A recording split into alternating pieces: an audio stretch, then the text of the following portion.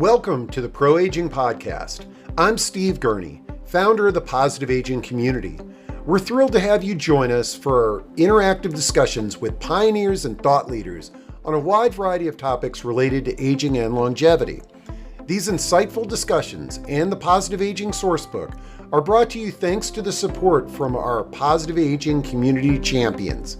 Visit proaging.com to connect with them and discover hundreds of valuable other resources. We're excited to have you with us today, so let's jump into an engaging Positive Aging live and interactive discussion. So I'm thrilled to have Howard Gleckman with us today, who's going to talk about aging services in the Trump era. And Howard, number one, thanks for, I know you're really busy on this topic. Thanks for taking the time to meet with us today. I'm glad to have you. Always good to be with you, Steve. And this is a topic of interest to a lot of folks I know. So very timely. Yeah. Now, for those that don't know you, Howard, let's get to know you a little bit better. Tell us a little bit about your background and the journey that you've been on. Sure. So I spent most of my career as a journalist, about 20 years at Business Week, where I was covering fiscal policy and healthcare. And then, like so many people, I suspect on this webinar, I had a personal experience. First, my father-in-law got sick, and we had to take care of him. And then my dad got sick, and we had to take care of him. And I realized, even though I had been covering healthcare and I knew a little bit of what was going on in that world, that the long-term care system, the system of caring for frail older adults, was a catastrophe. It was fragmented and disorganized, and the doctors didn't know about the social services that my dad needed. And I did what every journalist did. I started writing about it. I wrote a book called Caring for Our Parents, where I had the opportunity to actually spend a couple of years with families that were living the caregiving experience. I wrote about that in the context of policy. And then left Business Week, went to the Urban Institute, where I've been doing policy research, both in tax policy and in aging policy, ever since. And, the sad thing is I wrote that book over a decade ago, and nothing's changed except more people have gotten older, and the system has gotten only worse. Wow. And I dropped a link to the book on Amazon in chat for those that might be interested. Well, okay, you've got a lot to cover. And folks, I chatted with Howard before this discussion, and the format that he thinks is going to keep him on track and enable him to share as much information as he can with us is he's going to talk for roughly 30 minutes or so, and share some insights, and then we'll do our best to respond to your questions. So what I urge you to do is, as Howard's talking, if a question comes to your mind, feel free to just type that into Q&A or chat, and then Howard will do our best to run through folks' questions at the end. That's great. I'm really looking forward to hearing people's questions and getting a sense of what you all are interested in. So there's a lot to cover. This is going to be kind of policy speed dating. I'm going to go through probably a half a dozen different topics, all related to older adults and their family caregivers. And as Steve said, I'll talk for about a half an hour and then open it up to questions and hope we can have a good dialogue. So let me start with Social Security. President Trump, of course, when he ran for president the second time, said that or the third time, I guess, he said he would not cut benefits. He wouldn't touch Social Security, is the way he put it over and over again. I think it's probably true that he's not going to take any steps to actually reduce the amount of benefits people are going to receive, at least in the short term. But clearly what we've all seen is with DOGE, the Elon Musk initiative, what they are doing is limiting access to Social Security by beneficiaries and by applicants. They have made it impossible to get through to people on the phone. We're hearing more and more stories about people spending hours on hold trying to get through. They've closed a number of local offices. So they're making it very, very difficult for people to get information that they need, either to apply for Social Security or to deal with a problem that they might have. Keep in mind that Social Security is really a couple of separate programs. There's a Social Security program for older adults, the old age piece of it, and that's pretty straightforward. That's pretty simple. You apply starting after age 62. You can do it online. It's not too complicated. But the other part of Social Security is the disability program, which is much more labor intensive for Social Security. The waiting period between the time someone applied for Social Security disability and the time they got it was last year was 240 days. And the expectation is because of the staff cuts and the other kind of bureaucratic impediments that have been put into the program, it's now going to be well over a year.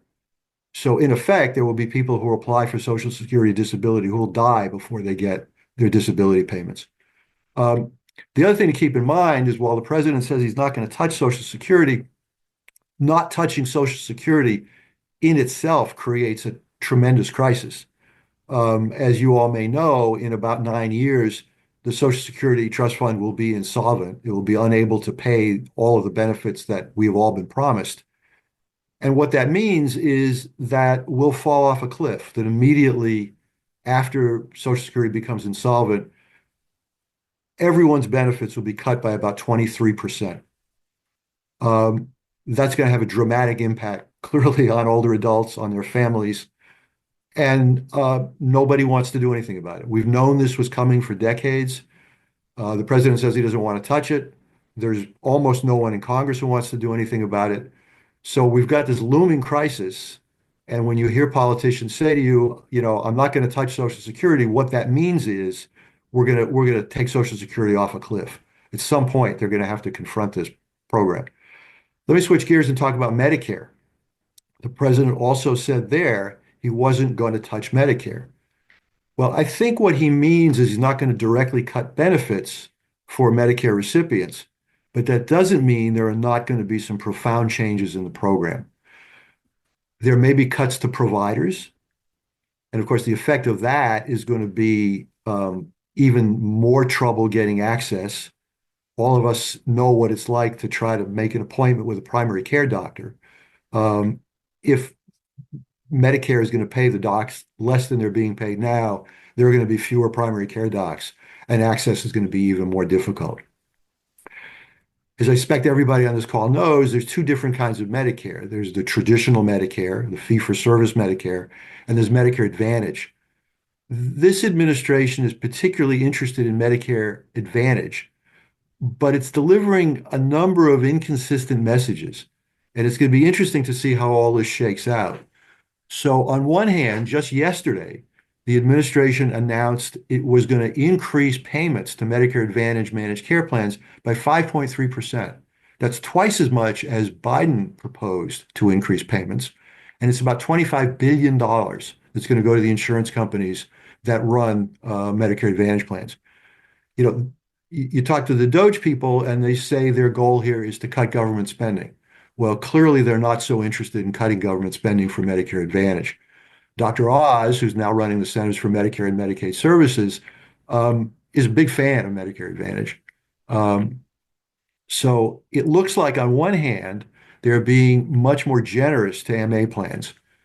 Um, Already more than half of older adults are participating in MA. That number is expected to go up to as many as 70%, even without changes. And if the Trump administration makes some significant changes, that number could go up even higher.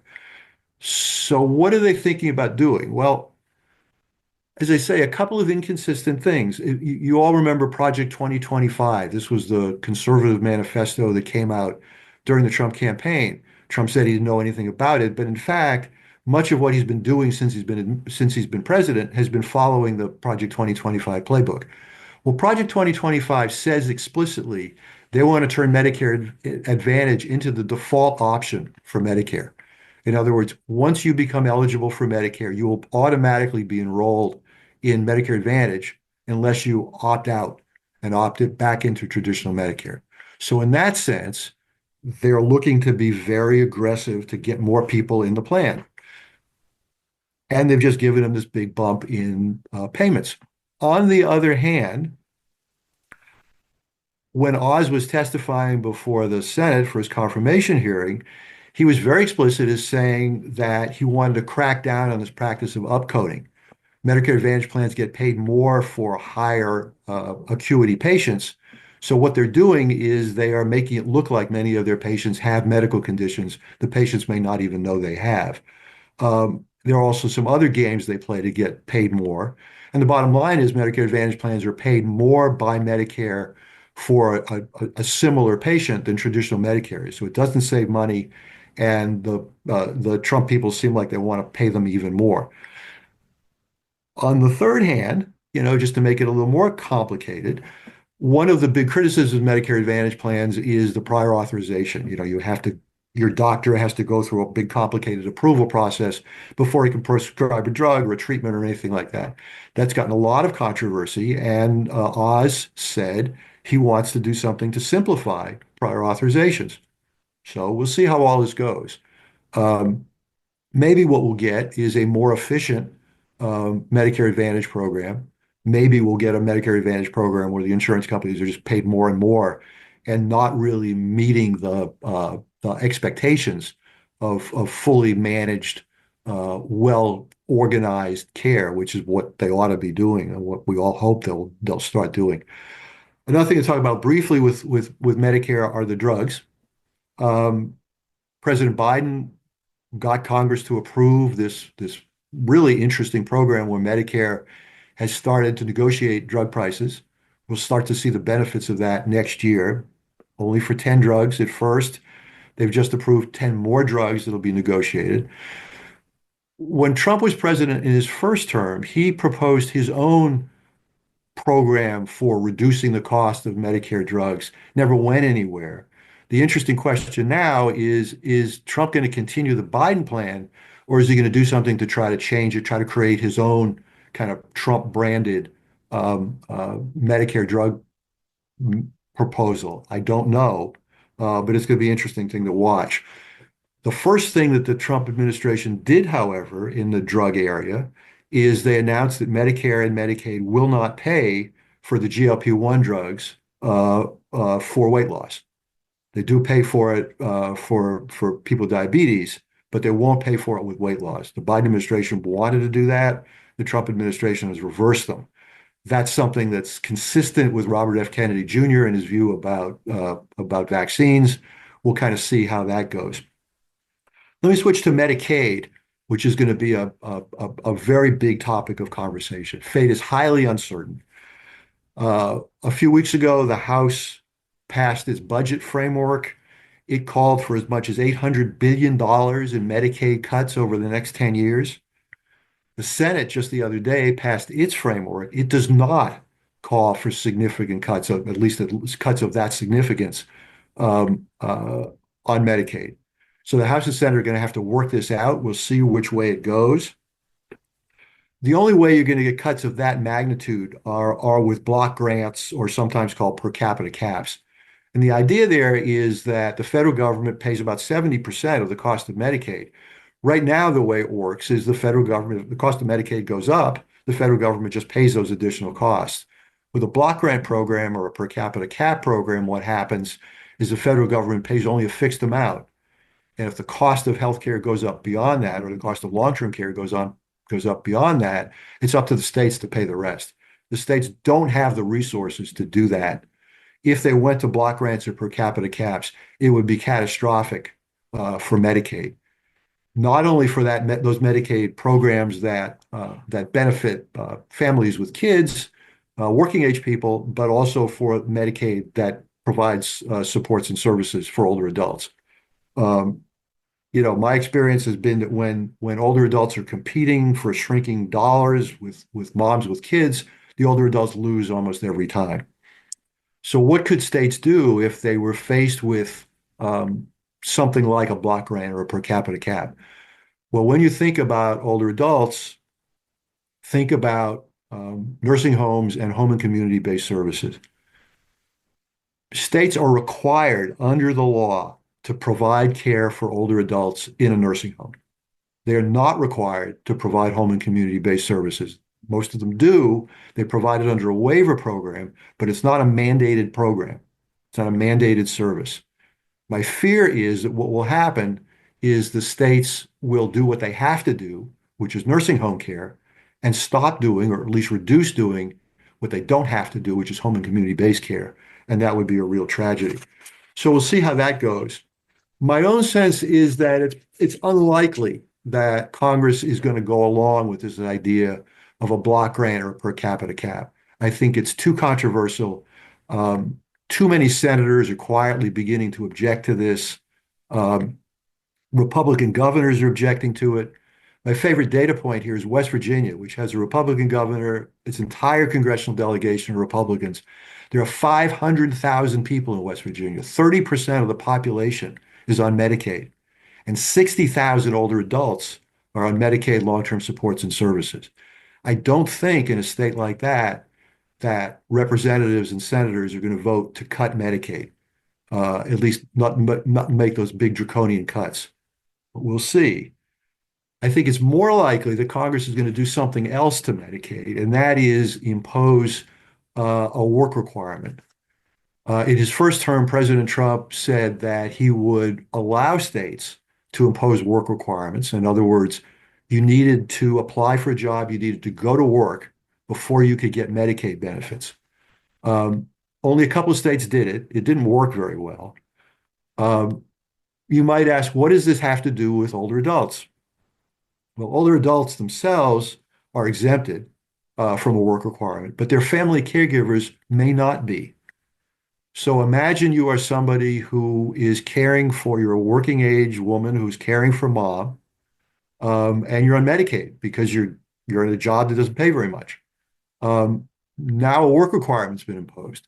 You could lose your Medicaid if you continue to stay home and take care of mom, and that puts you in a awful position, and creates enormous challenges both for you and for mom.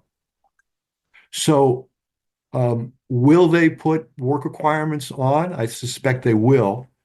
Will they exempt family caregivers? Don't know. And even if they try to exempt family caregivers, there's going to be a big fight about what do they mean by a family caregiver. Say somebody's being cared for by two kids, two adult children. Which of them gets the work requirement? Which of them doesn't?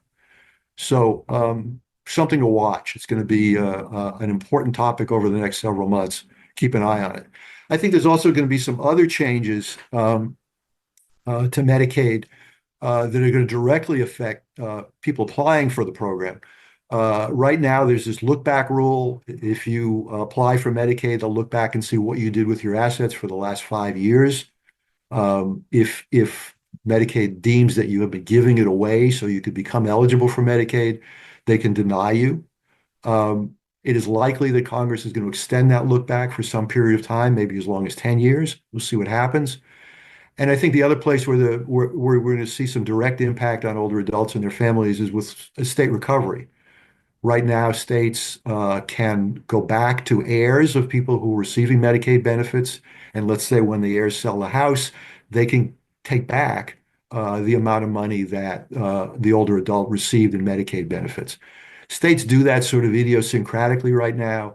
I suspect you're going to see federal rules that are going to require states to do this in a pretty draconian way. So we'll see where that goes. Switch gears again and talk about the Older Americans Act and the Administration for Community Living. The Older Americans Act is that federal umbrella program that covers a wide range of dozens of programs for older adults. Meals on Wheels, congregate meals programs, adult day programs, um, uh, elder abuse prevention, falls prevention, a whole transportation, a whole range of those issues that are critical for older adults and actually younger people with disabilities as well who are living at home. Those programs are going to face some budget cuts this year.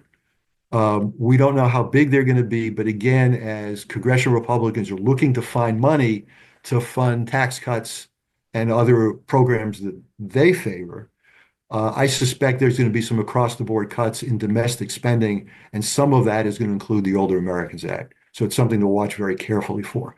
The other thing that's going on, which seems kind of bureaucratic and technical, but is quite important, is most of the Older Americans Act programs are run by a small office at the Department of Health and Human Services called the Administration for Community Living, or ACL. ACL's only got about 200 people working for it. The Trump administration announced the other day that it was going to abolish the Administration for Community Living and divide up the work it does among three other offices at HHS. Um, and then a few days after that, they announced they were going to fire half of the staff of ACL, including all of the people who run the grants programs. Most of those ACL programs I was talking about, Meals on Wheels, congregate meals programs, transportation, all of that, they're run by contractors. They're run by maybe local governments or local community-based organizations who have grants or cooperative agreements with ACL. Well, what's going to happen when those grants need to be renewed or when the grantees have a question about how to deal with a problem that comes up? There's nobody on the other end of the phone because all the grants people have been fired. So even if the Older Americans Act continues, and even if it somehow continues without budget cuts, the challenge is going to be how does it work? How do they make it actually operate without people in the federal government who are actually keeping it going? Um, we'll see what happens. Um, when you think about community-based organizations and senior service programs, much of that money, as I said, comes from the feds. A lot of it comes from state and local governments. This area, the Washington, D.C. area, the DMV, is going to be particularly vulnerable to cuts in those programs because of what the Trump administration is doing in terms of firing federal employees.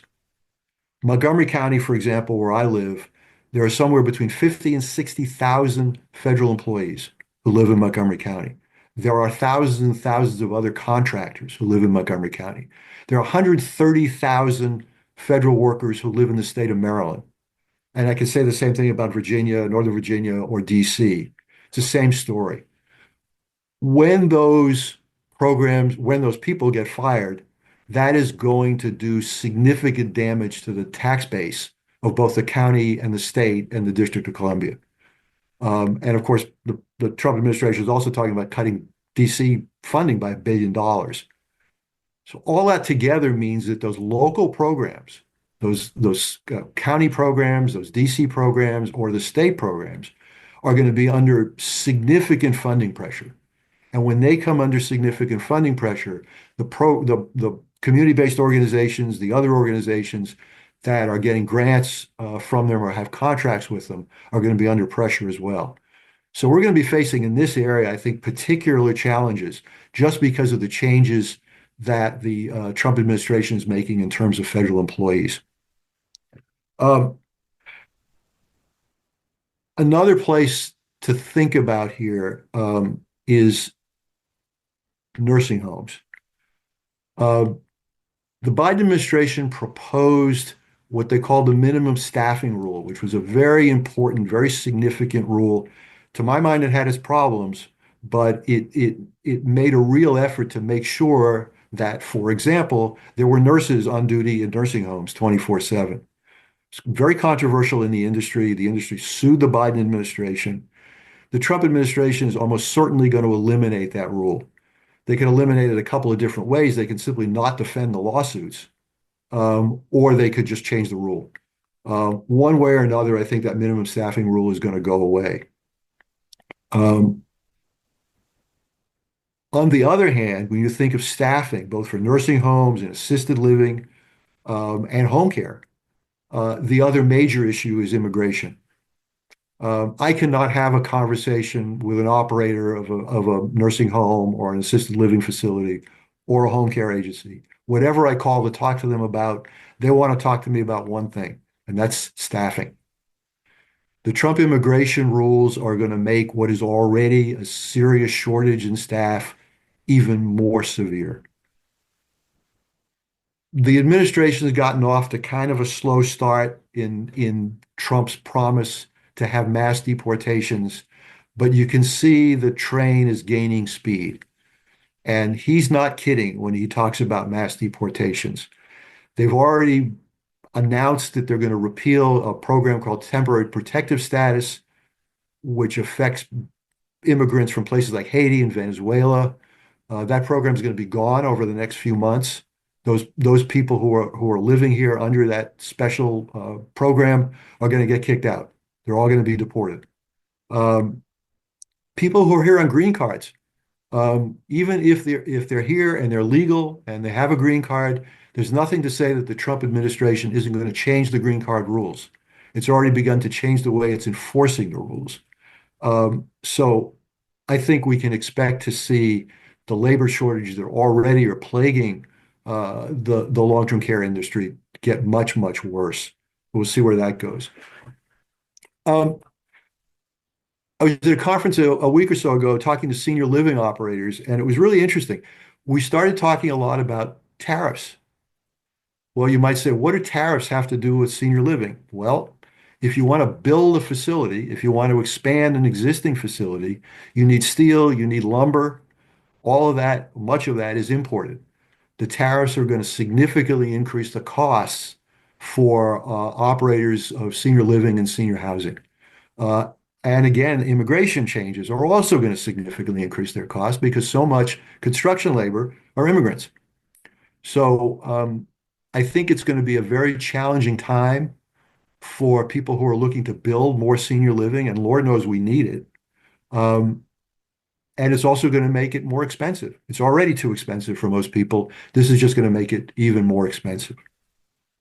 I'll switch gears one more time and talk about something else I want to talk about with senior living.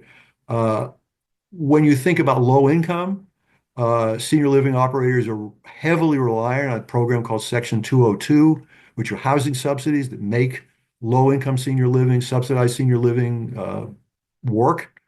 Those 202 subsidies are going to be cut significantly. Um, and the staff at HUD that runs those programs is also going to be cut significantly.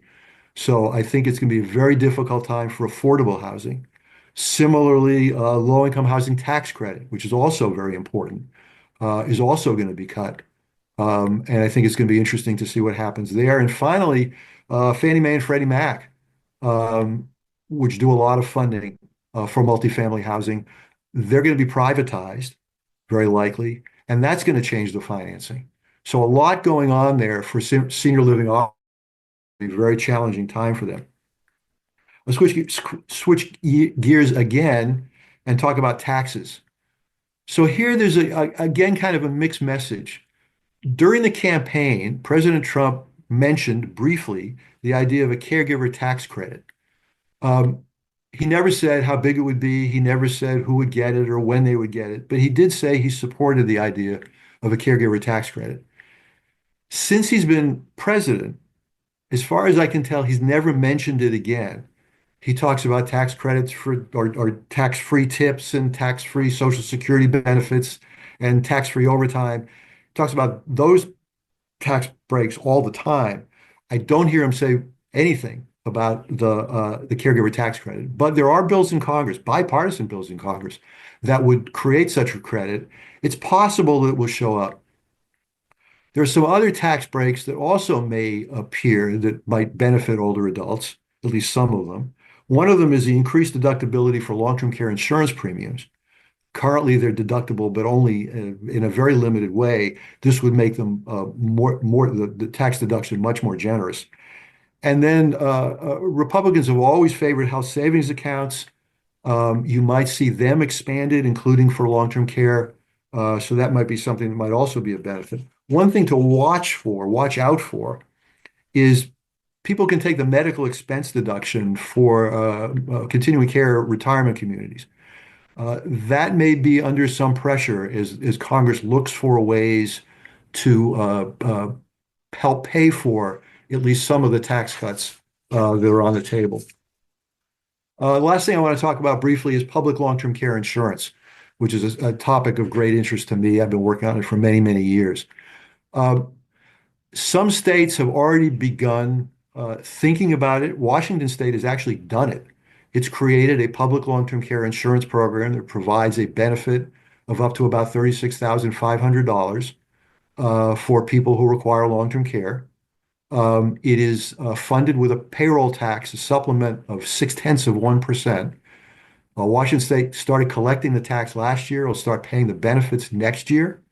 There are a number of other states that are thinking about doing this. California, Minnesota, Massachusetts, New York, Illinois, all have studies going on one way or another to look at ways to create some sort of a public long-term care insurance program. On the federal level, Congressman from New York named Tom Suozzi has introduced a bill called the WISH Act, which is also a public long-term care insurance program, but it's different from the state programs. The state programs are what they call a front-end benefit. They'll pay for your first $36,500, then you're on your own.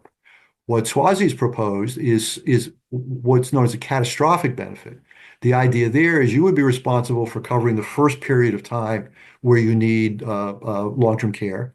And then if you need it for a very long period of time, and the period of time will vary depending on your income, uh, then the federal government will step in and will pay for maybe $100 a day for the rest of your life.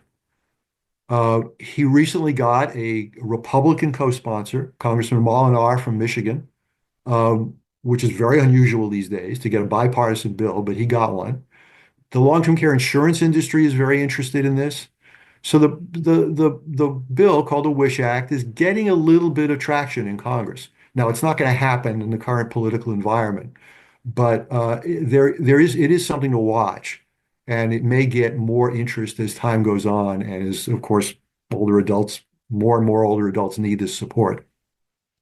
Let me just conclude by saying that um, I can't really predict what's going to happen in the Trump administration. His management style is too impulsive. It's too chaotic. There are deep divisions among congressional Republicans over some of what the president wants to do. They're not talking about it publicly, but privately, I'm beginning to hear about concerns about some of his proposals. The tariffs, even more public, of course. There are disagreements among his top advisors among a number of these proposals. I mentioned the disagreements among his advisors on Medicare. It's beginning to show up in some other areas as well. And then Trump's declining popularity might affect his ability to get some of this done as well. So a lot to think about. Um, I'm happy now to stop talking and to take some questions. So thank you all for listening. Wow, that was very thorough, Howard, and I really appreciate your preparation. That you covered a lot in a very short period of time. Okay, so let's dive into some of these questions and additional discussion. Medicare Advantage seems to be the theme of a lot of questions, and I'm sort of looking at several right now, folks. So if I'm not calling you out by name, that's why. But you know, the I think some folks cited that Medicaid Advantage programs, there's limited choice, there's some network instability in rural areas. We've got somebody in Western Massachusetts that is having challenges there. Any thoughts or insights on that, Howard?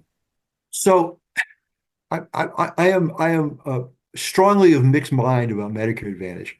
Medicare Advantage, in theory, has an enormous benefit over fee-for-service traditional Medicare, and that is that it holds the promise of being able to coordinate care, organize your care so you don't have this fragmented mess that you have in the rest of the medical system.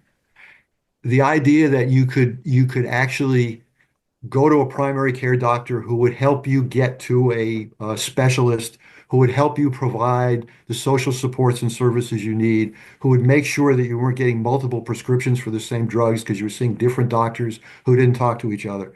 It's a tremendous opportunity. And it has, at least in theory, the potential to keep people out of the hospital, save the system money, and keep people healthier. The problem is that it isn't really meeting its goals. Um, it's less fragmented, but the price of less fragmentation is the networks and the complexity and the prior authorizations and all the rest. So the hope is that we could figure out some way to make Medicare Advantage really work, and make managed care in the positive sense really achieve what it wants. The problem is we're not getting there.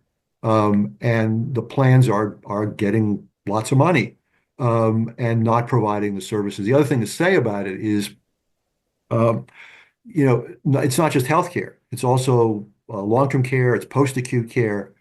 And if you're a nursing home operator, you're getting paid significantly less by Medicare Advantage than you're being paid by traditional Medicare. And that means you've got less resources to provide the care that your residents and your patients need. So it gets complicated.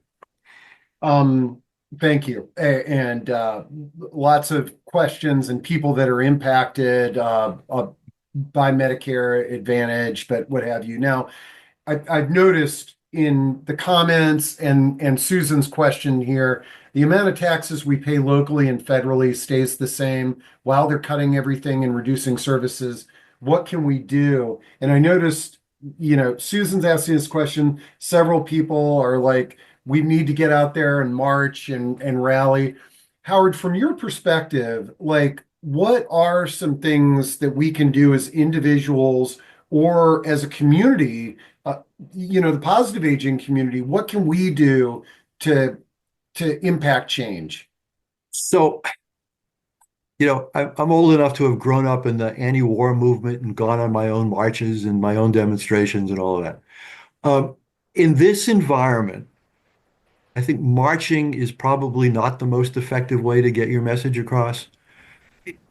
Remember that, at least on the federal level, Republicans are in charge, and yelling at them and waving signs at them is really not going to do it. What you need to do is convince Republicans in Congress that some of what I was talking about, that the Trump administration wants to do, is not very beneficial to older adults and their families. And the way you do that, to my mind, is you sit down with members of Congress or with state legislators or governors or whoever it is, and just help them understand, if you're a family caregiver, what your life is like, what a day is like to be a family caregiver, how hard it is, how difficult it is to try to keep down a job and take care of the kids and take care of mom. And every time the phone rings, you jump out of your skin because you're afraid it's another crisis. Just helping them understand what that's like, uh, I think is a very important message to send. And a lot of members of Congress don't know it. Those who have been family caregivers, they get it, but they don't. And the staffs, they're 25-year-old kids, they're 30-year-old kids. They've got no experience in this. But helping them understand what's going on, I think, is a really important message. If you're a provider, I think it's the same thing. I mean, you can tell your story and you're an employer in the community and people care about you and they know you. But it's also really important for the families of your residents, or if you're a home care agency, family of your clients, to tell their story. And again, to help politicians understand how important your services are and how, I was going to say difficult, it's more than difficult, it's impossible your clients and your residents' lives would be like if they didn't have the services that you're providing. So I think it's a matter of telling a story. And that's probably the best way to do it right now. Yeah, no, I agree. The storytelling is key. So folks, if there's anything, if you've got a story to tell or if you've got something, feel free to reach out to me. Maybe there's a creative way that we can package the story and then push it to the lawmakers. I will say, one of the benefits of, I know several people are talking about showing up for the marches and things like that. I think less effective in impacting change, but being part of a community, it's a community building thing, and there can be value in that for Yeah. sure. Yeah. And Um, I saw somebody in the chat said that they send letters. They frequently send letters. Years and years ago, I worked in Congress. Members of Congress do read letters. They don't read, mass letters. They throw those out. But if individual letters from individual people, they do read. But it's not as effective as sitting down with them. And you hear stories about some members of Congress now won't hold town meetings because they get yelled at. But a lot of them still do. And showing up at town meeting again and just telling your story is really, really powerful. Yeah, and that's going to be recorded. There's at any town meeting, there's Yep. a record there. There'll be reporters there as well. Um, let's see. Barbara says, did I read this correctly? The SHIP program nationwide had been eliminated, and the SHIP is the Senior Health Insurance Counseling Program, I believe. Right. So the SHIP program, it's a stupid name. It's a state health insurance program that has nothing to do with state health insurance. It's about Medicare. It's the program that provides advice to consumers about how to apply for Medicare. As far as I know, it's still there. I don't think it's been eliminated. Okay. All Um, right. uh, but again, it's one of these things that is in some jeopardy. I think it's going to be a challenge. But it's a very important program. I was the board chair of the Jewish Council for the Aging in suburban DC, and we run the SHIP program from Montgomery County and get a lot of calls. It's very, very important. And I hate to see a program like that go. But as far as I know, it's still running. Okay. Jose is asking about the future of the PACE program, which is a wonderful program. Any insights on that? So PACE, for people who are not familiar with it, is a very interesting program. It's a combination of Medicare and Medicaid for people they call it dual eligibles. People are eligible for both programs. It's run by the states. Mostly, not all the time, but mostly it's run around an adult day program. So you go to adult day, there are actually medical services provided along with the adult day programs. There are home care services that are provided, a whole range of home care services. It's a terrific program. It's been around for decades. There are not a lot of them. In Maryland, for years and years and years, there was only one in the entire state in Baltimore. Just recently, there's a second one that just opened. But DC, does DC have a PACE program? I think it may have one. No, but Northern Virginia has the Cherry Blossom PACE, and I just put the link to the nationwide a link on the Yeah. nationwide PACE programs. It's a great program. The trouble with it is, again, is going to be if Medicare and Medicaid are cut, that's going to significantly limit the resources to be available for PACE. So we'll see what happens. It really is a terrific program. I've done site visits at a number of them around the country, and they're really very, very good. Okay, and then we were talking about this earlier, but the Medicare Guide program, any thoughts on what could happen to that? So Guide is a wonderful brand new program started in the Biden administration. And the idea is that if you get a diagnosis of dementia, um, a Medicare provider who could be a home care agency, could be a nursing home. Well, actually, it couldn't be a nursing home because it's nursing homes are exempted. The only people living at home, but could be a home care agency. It could be a physician. It could be a health system. Um, all of them could follow up that diagnosis of dementia with care navigation services, with the assistance that people need in getting the social supports that they require once they've gotten a diagnosis. It also provides a certain amount of support for family caregivers. It's an experimental program. It's got an 8-year runway, which is a long time for one of these experimental programs. Um, and the way it works is Medicare pays providers who offer this service an additional amount of money per month for every patient who gets this additional service. It's a couple $100s a month. It's a great idea. I wish it wasn't just limited to dementia, but so you got to start somewhere. I don't know if the Trump administration is going to continue it or not. What I'm hearing is that it probably will, but it may try to make some significant changes in the program. One change that they're talking about, for example, is right now the providers are paid for, say, a medical practice is paid a couple of $100s a month for doing this, but there's no risk involved. The Trump administration loves the idea of risk. They want providers to get a benefit, but also get penalized if they don't provide a certain amount of service. So they may try to turn it into a risk-based program. Again, we'll see. But it's a great experiment. It's a great idea, Steve. I know you're going to have a program on Guide, and I think it's going to be worth everybody watching because it's a terrific idea. Yeah, and but I tell you, like based on the cuts to the probationary government employees, whenever I hear something when you said it's an experimental program, you just with the questionable, like you said, it's you can't predict what may happen with these changes, and you, And the other thing that's really sad is the Trump administration has been sort of methodically getting rid of data collection and data analysis all through the government for all sorts of agencies. Um, and my fear is they're going to do something like the guide program and not collect the data and not analyze the data. So we're never going to know whether it worked or not, which would be a terrible waste, a terrible loss of a great idea.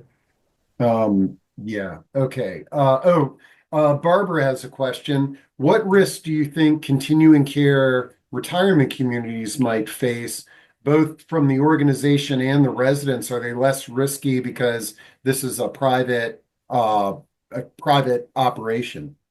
So, full disclosure, I'm on the board of Ingleside, which is a local continuing care community in the DC area.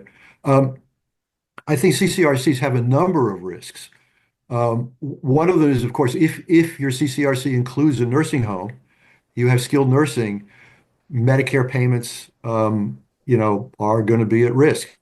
If you have Medicaid, um, most don't, but some will. Again, the Medicaid cuts could be a real risk. As I said before, if you're thinking about doing any kind of construction, any expansion on your current site or any new building anywhere else, the tariffs, the immigration restrictions are going to raise your costs substantially. So I think you're going to need to watch out for that. Um, and then the other thing that I mentioned before, which I think is a sleeper issue, but keep an eye out on it, is what is going to happen to the medical expense deduction for CCRCs. And that's something that could be in a little bit of jeopardy. Mm. So I think there are a number of risks, even in a largely private pay environment.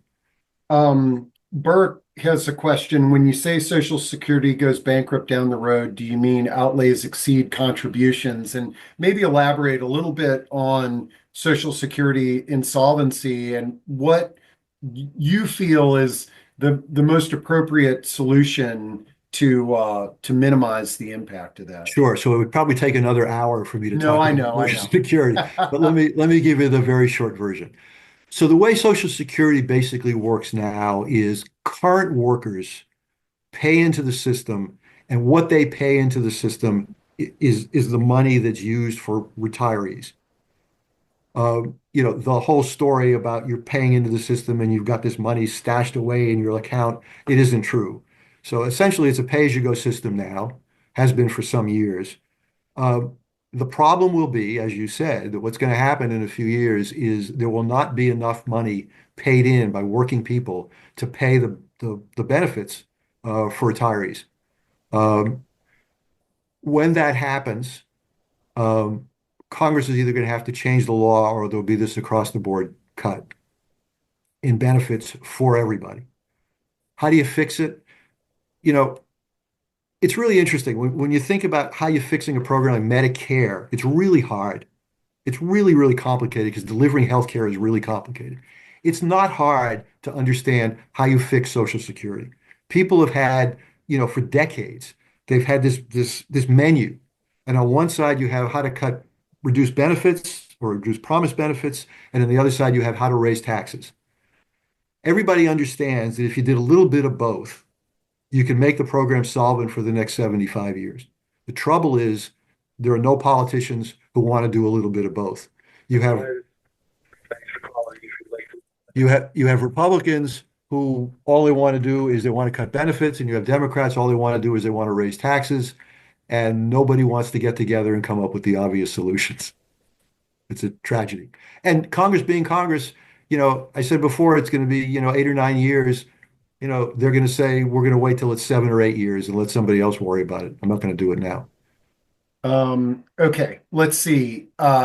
Herbert says if Medicaid begins to be funded through block grants, is there anything that the individual states can do to fill in those gaps? Well, sure, they can raise their own taxes and they can fill in the gaps, but they're not likely to do that. It's so much money. You mentioned before, the feds already now pay 70% of the cost of Medicaid. States Mm. only pay about 30%, and some states pay less than that. It's a lot of money. It's an enormous program. In many states, it is the biggest or second biggest program that the state runs. Um, so yes, the states in theory could make up the difference if the feds cut, but in practice, there are no states that could afford to pick it all up. So it's going to mean there'll be cuts in Medicaid programs.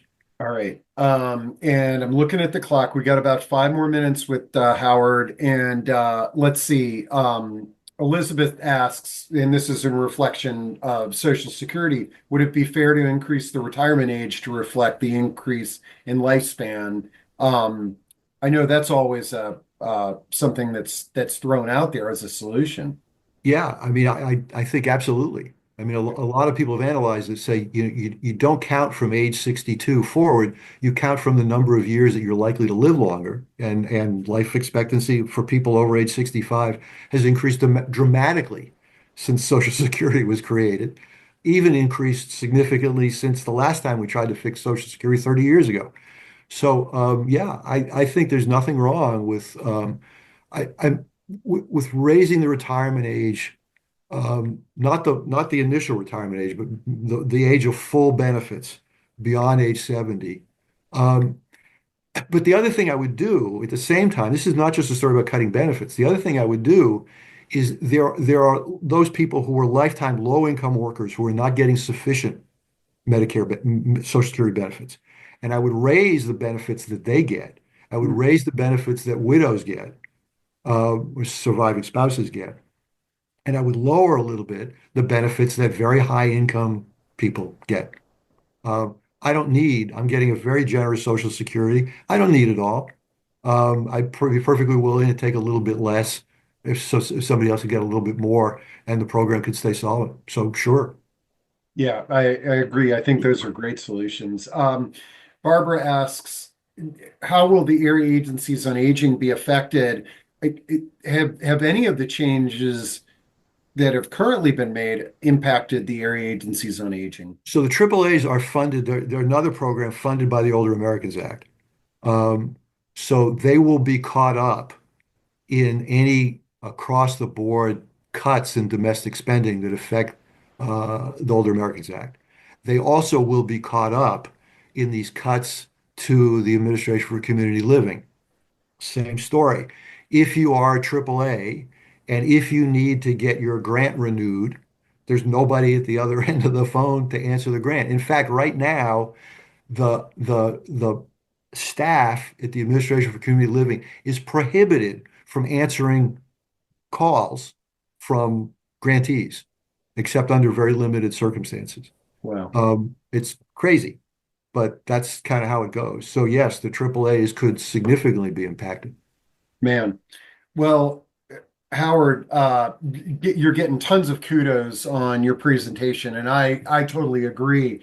And I can't believe that we've got through most of the questions, folks. I paraphrased a lot of them, but I think that's just a testament to how clear and succinct you were in your presentation. I am really impressed at your breadth and your and many people your objectivity here. Like this was not you spoke very clearly from a nonpartisan viewpoint. Thanks. And let me just say one last thing before we all go. I think that just complaining about it and worrying about it isn't going to be enough. I think it's very important for communities, faith communities, senior villages, other kinds of communities to get together and say this is a time more than ever that we need to work together cooperatively to help older adults and their family caregivers who are going to be struggling over the next several years. So, let's find ways to work together and make this and do what we can on a community level. Yeah, and as you were talking, I mean, and seeing all the passionate comments that were coming in, I think folks, let's all brainstorm together as a group listening to Howard today, because I think if we point our ship in one direction, our community here, just those listening to this webinar today, we could make an impact. And so feel free to reach out to me if you've got ideas or if you want to sort of take a role in pointing our little community here together. I think this could be a very positive initiative. And again, it's one of these things we can't rely, even if things were going perfect in the world, we can't rely on 100% on the government. We need to act as a community and take care of each other as well. So I love the direction of this, Howard. You've really given me personally a lot of things to think about, and I can tell our audience as well. Thank you. It's a pleasure to be with you always, Steve. Yeah. Good to talk to you. And so folks, just so you know, all this is recorded. I'll get it up as quickly as I can and get it at proaging.com, and you can share it with folks. Howard, again, thanks so much for your time today. And I look forward to our next conversation, and hopefully things we begin to see some more positive changes. I hope so, and looking forward to doing it again sometime soon. Take care. Alrighty, talk to you soon.